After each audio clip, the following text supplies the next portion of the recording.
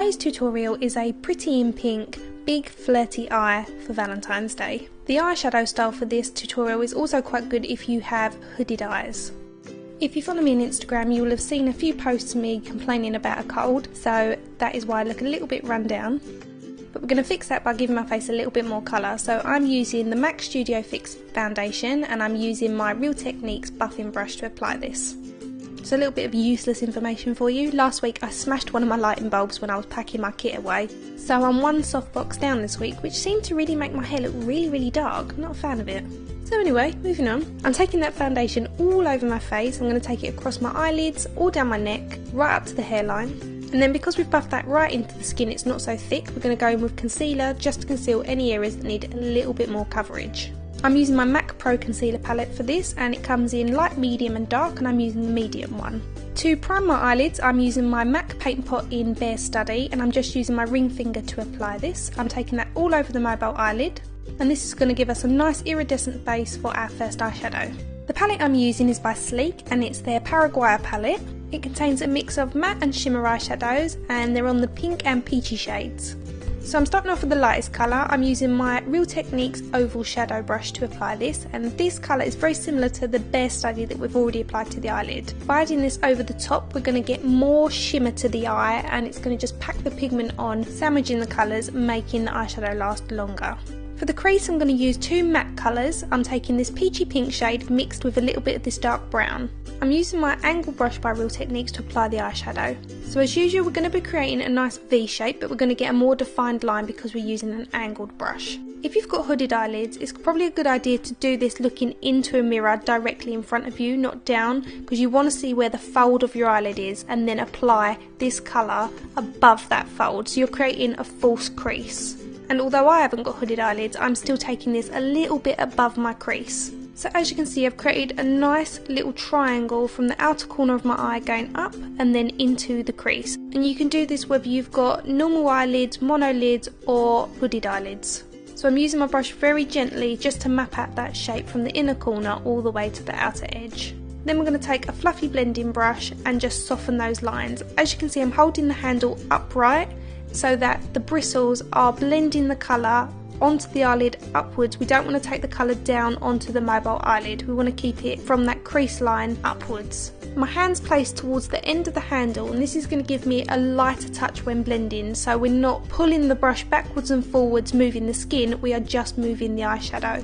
Once that's blended out, we're going back in again with that angled brush, applying a little bit more of the eyeshadow and then blending that again. Notice how I've not taken that eyeshadow the second time round too far over, because we've got a nice gradient towards the inner corner of the eye now. We just want to deepen the outer half of the socket.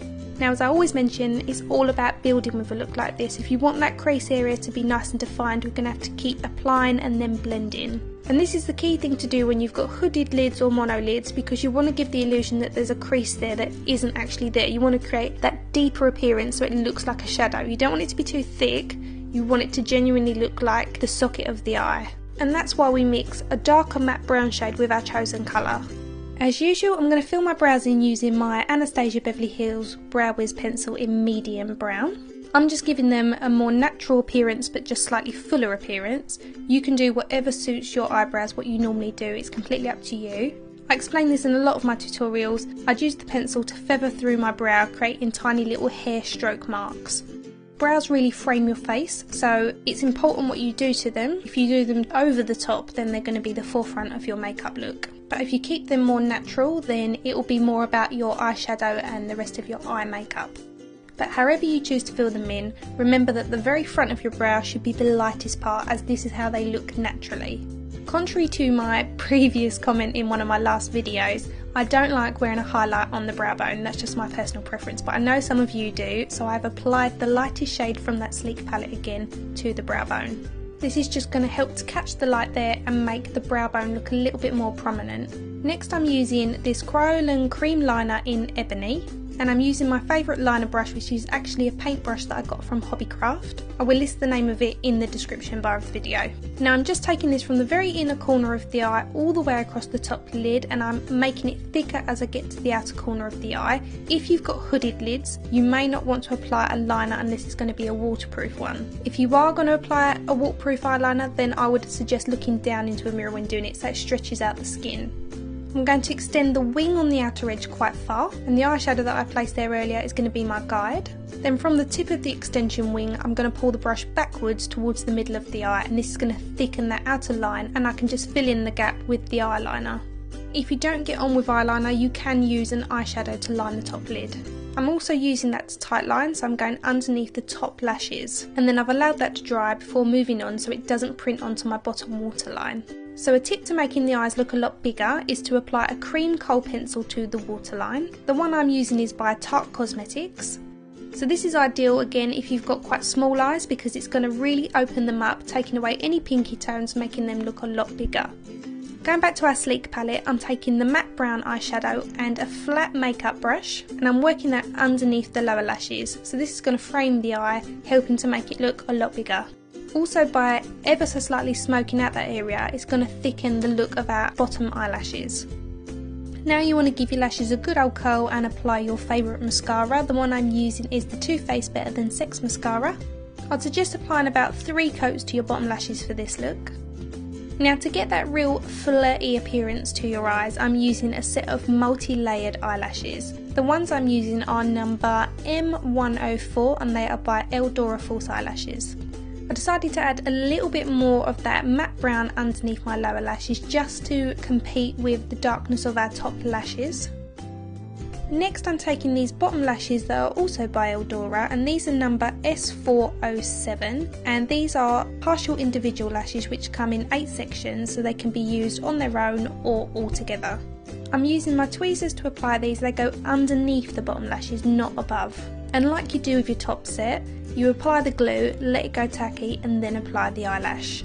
What I like about these sets of individual small lashes is that they give you a really nice flirty dolly eye appearance.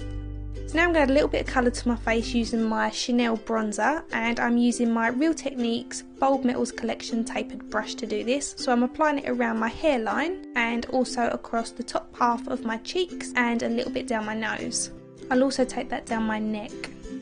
As we're going with a pretty in pink theme, I've decided to use my Orgasm blush by NARS, and I'm using my same tapered brush, but I'm using the opposite side just to apply that. I'm placing that on the back half of my cheek. I know I've been using these a lot recently, but I really like them. They're my Pro Sculpt powders by MAC, and I like these just to add a little bit of contour to the face. I'm using my Zoeva vegan face paint brush. I like that this is so fine because it allows you just to place the contour exactly where you want it. On my lips I've applied this Kryolan lip stain in the shade Gospel, which is like a dusky pink shade. So I've applied 1 coat, let it dry, and I'm applying a second one.